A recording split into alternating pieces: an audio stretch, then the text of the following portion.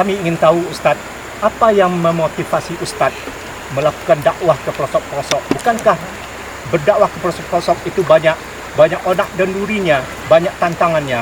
Tafadhol Ustaz. Tentang tantangan itu Pak, itu jangan dibahasakan dengan tantangan, tapi peluang. Kalau kita bahasakan tantangan itu, rintangan itu dengan ya sesuatu yang menakutkan. Tapi kalau kita bahasakan rintangan itu peluang. Insya Allah. Kalau tentang hal yang memotivasi, saya ini orang kampung, terlahir jauh di hulu sungai. Ini Sungai Subayang. Belok ke kanan dia Sungai Biu namanya. Batang Biu orang sebut. Jauh di satu desa namanya Desa Ludai. Sekarang listrik PLN belum masuk sana. Walaupun alhamdulillah program pemerintah kita mulai masukkan. Mudah-mudahan tahun ini kelak sinyal belum masuk di sana. Saya terlahir di sana, tanah tumpah darah saya. Jadi artinya saya wajar saya mencintai masyarakat kampung karena memang saya orang kampung. Sehingga nama saya Subayanji, inilah Sungai Subayang. Jadi dulu saya juga belajar ya di pesantren yang di pinggir Sungai Subayang juga.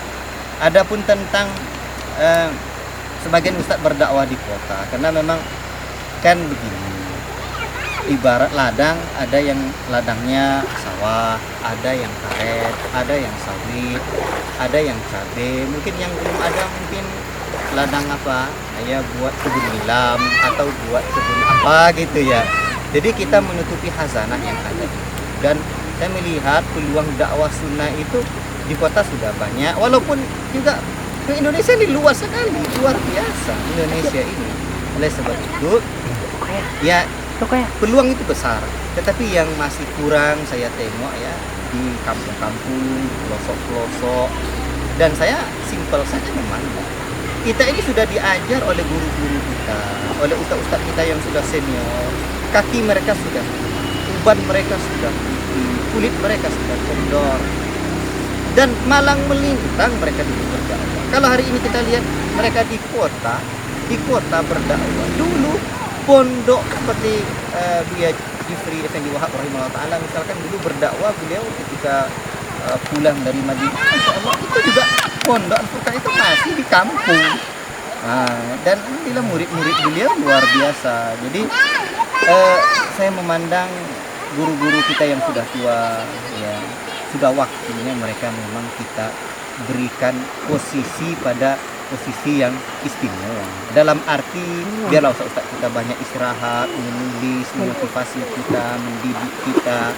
Sekarang kita yang muda-muda ini, ya kita yang muda-muda ini kita lebih bergeliat lagi berdakwah. Ini maka masuk kita ke kampung-kampung ini sudah seharusnya, sudah semestinya. Dan kadang saya malu sekali, kita malu dengan misalkan Ustaz Muhammad Arif ya, salah satu muridnya Istri Rahimahullah Ta'ala berdakwah ke kampung-kampung, Masya Allah beliau kakinya sudah sakit pakai tongkat, tapi semangat. Kalau guru-guru senior kita, ustaz-ustaz kita yang sudah menutup jenggot, semangat luar biasa seperti itu, apakah kita tidak bisa hendak jauh lebih semangat dari itu? Dan Muhammad Rahimahullah Ta'ala pernah menyebutkan mulai yang ingat dunia ulum al-adufima wa anshuruha fi kulli badin wa hadin du'a'un ila al-Qur'ani wa sunan millati kana asarijan di cita-cita di atas dunia menuntut ilmu dan menyebarkan penjuru kota dan pelosok-pelosok, mengajak manusia kepada Quran dan Sunnah yang telah dilupakan oleh manusia di zaman ini. Abad kelima Al-Imam Ibn Hazm hidup, beliau mengatakan Quran dan Sunnah dilupakan oleh manusia di zaman ini. Apa kira-kirangan ada Al-Imam Ibn Hazm rahimahullah ta'ala hidup di zaman itu? Mungkin beliau bisa berkata Quran dan Sunnah diinjak-injak oleh manusia munafik yang bejat di zaman itu. Oleh sebab itu, kalau kebutuhan di zaman Ibn Hazm rahimahullah ta'ala luar biasa kebutuhan dakwah itu, apalagi di zaman fitnah syubhat dan fitnah syahwat ya merajalela. Itu inilah di antara motivasi. Dan lagi begini, saya pulang kampung, nyebutnya pulang kampung. Kenapa kita pulang kampung? Ya kita pulang kampung ini yang mendakwakan sunnah, mendakwakan tauhid, tetapi ada yang lebih juga dari itu. Inilah penjabaran sunnah itu.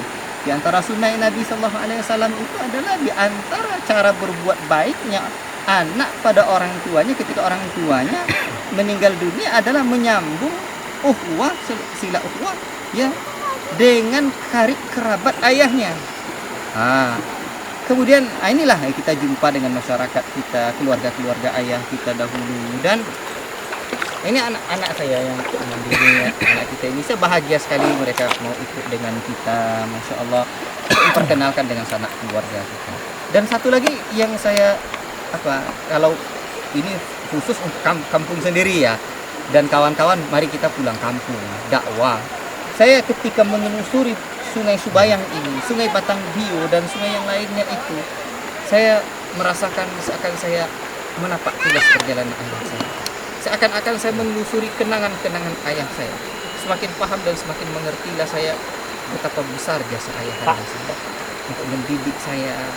Ini semakin membuat saya dalam perahu itu saya terus selalu teringat dengan ayah saya. Saya berdoa pada Allah, maka kerinduan yang Masya Allah rasanya pengen sekali ayah bisa melihat perjalanan kita. Tapi apa daya, ayah telah tiada.